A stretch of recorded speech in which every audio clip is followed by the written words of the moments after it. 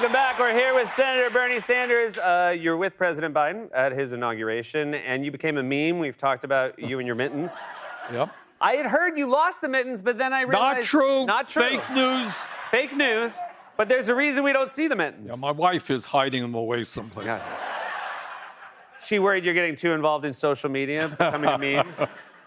So she's hid the mittens, and that's why we don't see the mittens. It's going to be a legacy for the grandchildren. Right. Those mittens are going to be worth a lot of scratch when the time comes. I know you have a lot of immense personal respect for President Biden. Obviously, we have an election coming up. The Democratic voting coalition is very diverse, a lot of different kinds of people. Make a case for why you think people should turn out for President Biden in November. Well, for a first step, it's absolutely imperative that Donald Trump be defeated. And and what this election is about, it is not just policy, it's not just differences of views on healthcare, education, or tax policy. You have a president, former president, who really does not believe in democracy. He's trying to undermine democracy.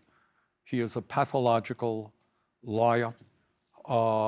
And he is, in very intense ways, trying to divide our people up. Look, this country faces enormous problems today, and we all know what they are. We're talking about income and wealth inequality. We're talking about 60% of workers living paycheck to paycheck. We're talking about the existential threat of climate change, enormous problems facing this country. But instead of focusing and providing solutions to those problems, what Trump is trying to do is get us to hate each other based on where we were born or the color of our skin or our sexual orientation. And we just cannot allow that to happen.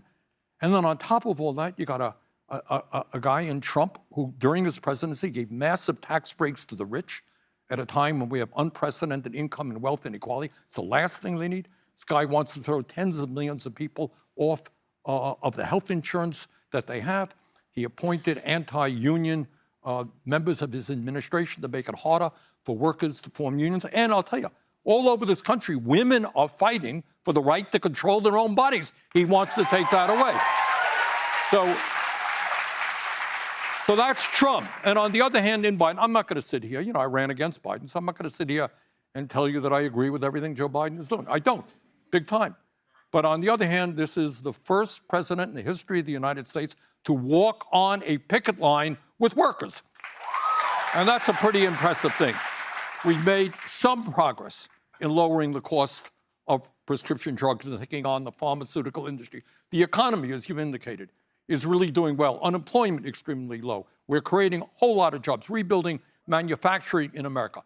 So we're beginning to move forward in the right direction. In my view, we have a lot more to do. But the choice in this election is very clear. If you do not believe in democracy, if you really want to turn your back on the millions of men and women who fought to defend democracy, I guess Trump is your candidate. But if you believe in what this country is supposed to value, is that we all come together as one people, we believe in the rule of law, Biden is your candidate. I want to ask, because I know you've been a voice in the Senate over the current situation in the Middle East. We are almost 4 months after the horrifically unforgivable acts of October 7th. You've called Hamas a disgusting terrorist organization. Many hostages are not back. And yet we also see an unspeakable loss of civilian lives in Gaza. Do you have any optimism for a peaceful future for Israelis and Palestinians? I hope to God it takes place. And as you've just indicated, Hamas began this war with their horrific, brutal terrorist attack against killing 1,200 innocent Israelis, wounding more, taking over 200 people hostage. But I have to tell you that what Netanyahu and his right-wing government are doing right now to the people of Palestine, of Gaza, is indescribable and unspeakable.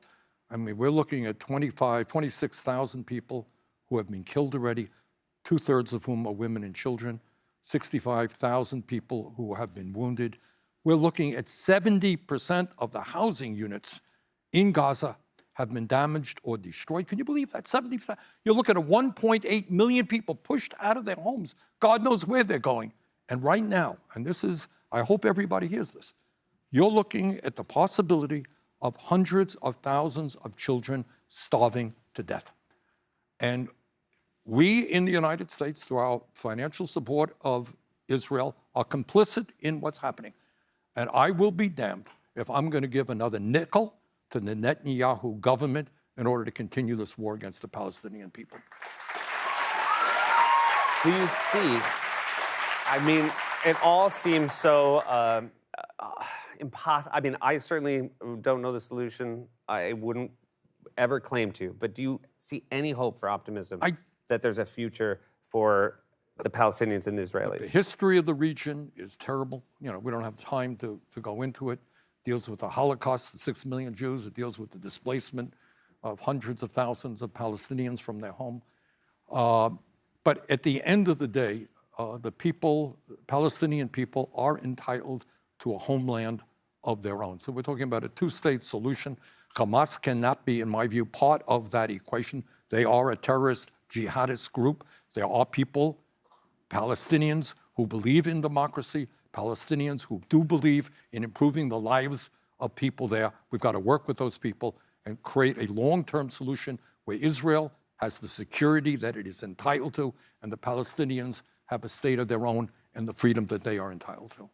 Well, we really appreciate anytime you make time for us. It is such a pleasure. Thank you so much, Senator Sanders. Thank you. Senator Bernie Sanders, everybody. It's Okay to Be Angry About Capitalism is a paperback February 20th. We'll be right back with Zasha Mamit.